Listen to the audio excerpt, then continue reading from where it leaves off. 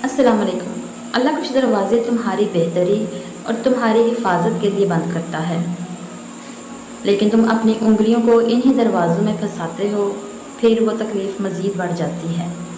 यकीन रखो उसकी मसलहतों पर। क्या हुआ अगर वो एक फूल नहीं मिला? हो सकता है कि सारा बाग ही तुम्हारे मुकद्दर में हो। दुआएं मांगो, उस ज़ात से बार बार मांगो, जो चाहे मांगो। इस ज़ात की मसलहतों पर यकीन तो रखो। जो हो रहा है होने दो, इसी में बेहतरी होगी। जब तुम मदद मांगते हो तब तुम तक इन ज़रियों से मदद पहुंचाई जाती है और तुम इसकी मसलहतें नहीं जान सकते। और दुआएं तो नामुमकिन के लिए ही होती हैं और जिनका तुम तसव्वुर भी नहीं कर सकते। अल्लाह तुम्हारी मनपसंद चीज़ को तुमसे दूर करके तुम्हें अपने तक लाता है।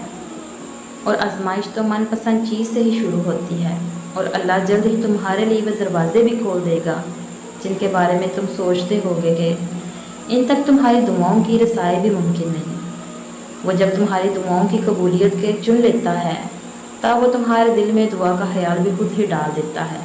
वो क्या कुछ कर सकता है इसका इल्म तो तुम्हारे मुकद्दर को भी नहीं। तो फिर ये सोच कर दुआ मांगना मत छोड़ देना कि नतीजा अब तक नहीं आया। वो जिसने मछली के मुंह में बंद अपने बंदे के दिल की सदा सुन ली, तुम्हें क्या लगता है इसको तुम्हारे टूटे दिल की सदा नहीं सुनाई देती होगी? जब इंसान बहुत तकलीफ़ में होता है और मुस्कुरा कर ये कहता है कि मैंने ये मामला अल्लाह के सपुर्द किया, तो यकीन मानो फ़र्श से लेकर अर्श तक हर चीज़ लरज़ जाती है। तुम्हारी ये बेचैनी बेसुकूनी इसीलिए है क्योंकि तुम उसके फ़ैसले कबूल नहीं करते। उससे ज़िद लगाकर बैठ जाओगे तो कैसे चलेगा? वो तुम्हारे हालात से नावाकिफ़ नहीं है। वो जानता है कौन सा दुख तुमने देखा है। तुम्हारे दिल का हज़ारों टुकड़ों में टूट कर बिखर जाना, तुम्हारी अज़ियतनाक तवील सजदों की कैफियत को तुमने आंसुओं में बहा दिया और कौन से दुख को खुद में ज़ब्त कर लिया। जो बेज़ुबान परिंदों की भी आवाज़ सुन सकता है, तुम्हें लगता है वह तुम्हारे दिल की कैफियत से नावाकिफ़ हो सकता है?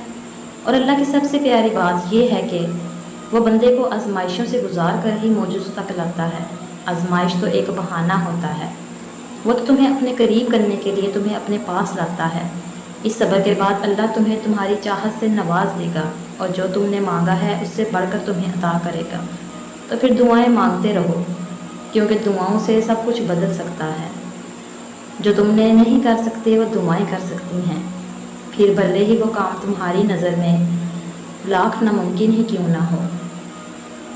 दुआएं कुन की तरह होती हैं जो एहतमाम में मोजज़े बनकर तुम तक वापस आती हैं।